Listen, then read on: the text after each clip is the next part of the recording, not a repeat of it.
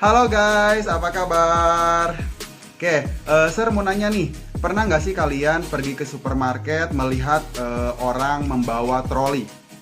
Ketika orang tersebut membawa troli, ada nggak sih usaha yang dilakukan oleh orang tersebut ketika mendorong troli? Pertanyaan yang kedua, pernah nggak kalian melihat buah-buahan yang jatuh atau benda yang dijatuhkan dari atas ke bawah? Ketika benda tersebut jatuh ke bawah, ada energi nggak sih dari benda tersebut? Nah, ada yang tahu? Oke, kalau kalian nggak tahu dan kalian mau tahu, saksikan video penjelasan selanjutnya. Bagaimana perasaan kalian jika menaiki wahana permainan seperti gambar ini? Wahana permainan tersebut dinamakan roller coaster. Roller coaster menggunakan konsep usaha dan hukum kekekalan energi. Bagaimanakah konsep usaha dan hukum kekekalan energi pada roller coaster? Mengapa roller coaster mampu bergerak hingga mencapai puncak ketinggian? Semua pertanyaan tersebut akan saya jelasin pada materi ini. Kalian tahu apa yang sedang dilakukan oleh orang tersebut? Ya, orang tersebut sedang mendorong tembok. Ketika tembok tersebut didorong, apakah ada perubahan? Apakah tembok tersebut berpindah dari posisi awalnya? Sekarang amati gambar selanjutnya. Di sana ada dua gambar, salah satunya adalah gambar seseorang sedang mendorong gerobak. Ketika seseorang tersebut mendorong gerobak, apakah gerobak tersebut akan berpindah? Ketika gayanya ditambah, apakah gerobak tersebut akan berpindah juga? Dan bandingkan dengan gambar sebelumnya. Ketika seseorang sedang mendorong tembok, apakah tembok itu akan berpindah? Dan ketika gayanya ditambah, apakah tembok tersebut akan berpindah juga? Coba kalian amati. Dari kedua gambar tersebut, ternyata mereka sedang melakukan usaha. Jadi apa itu usaha? Usaha adalah energi yang disalurkan atau diberikan supaya berhasil menggerakkan atau menggeserkan benda dengan gaya tertentu. Pada gambar yang pertama, ada gaya yang diberikan, tetapi tembok tersebut tidak dapat berpindah. Secara fisika, orang tersebut memberikan usaha dan nilainya adalah 0. Sedangkan pada gambar yang kedua, orang tersebut melakukan usaha secara fisika dan itu memiliki nilai. Usaha dibedakan menjadi dua. Yang pertama ada usaha pada bidang datar dan yang kedua adalah usaha pada bidang miring. Pada gambar tampak orang menarik beban. Gaya yang dilakukan orang tersebut menghasilkan usaha. Ketika kalian melakukan usaha, kalian akan melibatkan besaran gaya dan besaran perpindahan. Semakin besar gaya dan perpindahan yang dilakukan, semakin besar usaha yang dihasilkan. Secara matematis, besarnya usaha dapat dituliskan W sama dengan F kali S, di mana W adalah usaha, F adalah gaya, dan S adalah perpindahan. Pada gambar tersebut, orang menarik dengan gaya dan membentuk sudut. Dikarenakan di sana ada sudut, maka persamaannya menjadi W sama dengan F kali S cos theta. Selanjutnya adalah usaha pada bidang miring. Jika usaha yang dilakukan benda berada di atas bidang miring, kalian harus mampu menguraikan komponen gaya-gayanya. Pada gambar di bawah, sudah diuraikan gaya-gaya pada bidang miring tersebut. Secara matematis, kita dapat menuliskan besarnya usaha pada bidang miring, di mana W sama dengan massa dikali gravitasi dikali jarak dan dikali sudut tetanya. Di sana adalah sin theta. Di sini Yang dibahas adalah benda yang bergerak di lantai licin. Sedangkan untuk benda yang bergerak ataupun diberi gaya pada bidang kasar, di sana pasti akan ada gaya gesek, dan kalian untuk mencari nilai usahanya itu kalian tinggal dikurang saja dengan besarnya gaya gesek. Oke, sekarang saya akan jelasin tentang energi. Bagaimana perasaan kalian setelah melakukan aktivitas seperti berjalan, berlari, atau mengangkat beban? Apakah kalian merasa lelah setelah melakukan aktivitas tersebut?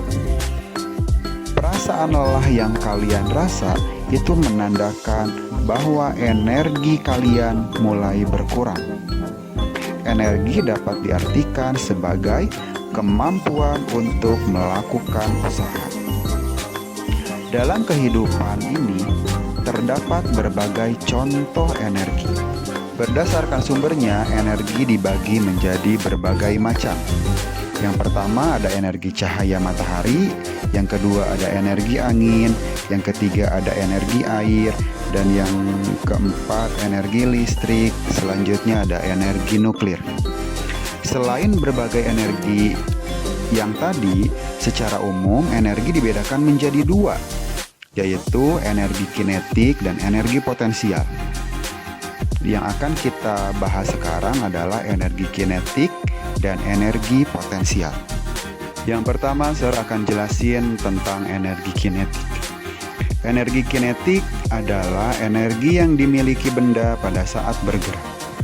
Contoh dari energi kinetik seperti energi yang dimiliki orang berlari, kincir berputar, mobil sedang melaju, orang yang sedang memanah, dan satelit yang berevolusi terhadap planet.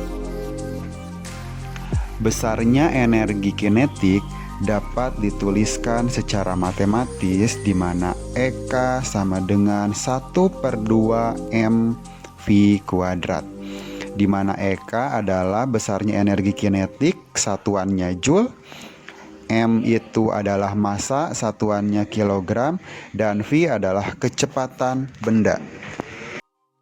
Perhatikan buah-buah yang menggantung pada gambar tersebut. Bagaimana seandainya buah tersebut jatuh menimpa kalian? Kalian akan merasakan jatuhnya buah tersebut. Dengan kejadian tersebut menunjukkan bahwa benda yang diam kemudian jatuh akan memiliki energi. Energi inilah yang dikenal sebagai energi potensial. Besarnya energi potensial adalah EP sama dengan mgh, di mana EP adalah energi potensial, satuannya Joule, M adalah massa, satuannya kilogram, G adalah percepatan gravitasi, satuannya meter per sekon kuadrat, dan H adalah ketinggian. Selanjutnya, saya akan jelasin hukum kekekalan energi mekanik. Di alam semesta ini tidak ada energi yang dapat diciptakan atau dimusnahkan. Namun, yang ada energi dapat berubah dari energi satu menjadi bentuk energi lain. Energi yang telah terpakai tidak hilang, tetapi berubah menjadi energi lain. Energi yang dihasilkan memiliki nilai yang sama seperti energi yang terpakai. Pada gambar tersebut, sebuah bola yang jatuh ke bawah pada posisi pertama, kedua, sampai akhir pada posisi di bawah. Bola tersebut memiliki energi mekanik. Besar energi mekanik pada setiap titik itu sama. Besarnya energi mekanik adalah penjumlahan antara energi kinetik dan energi potensial.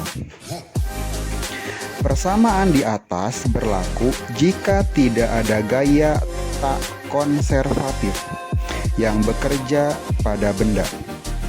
Persamaan di atas dikenal sebagai hukum kekekalan energi mekanik.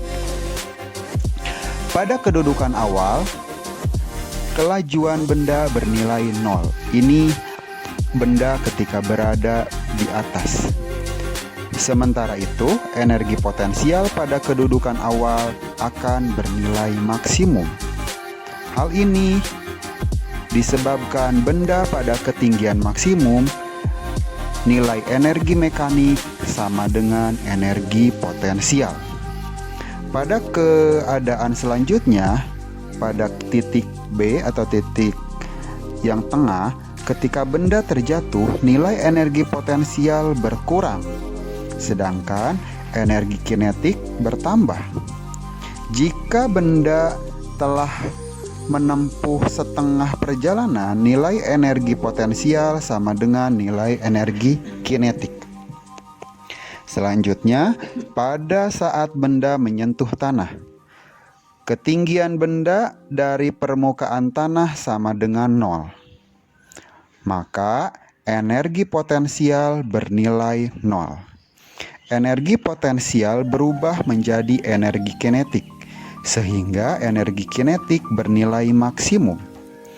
Energi kinetik sama dengan energi mekanik ketika benda berada di bawah.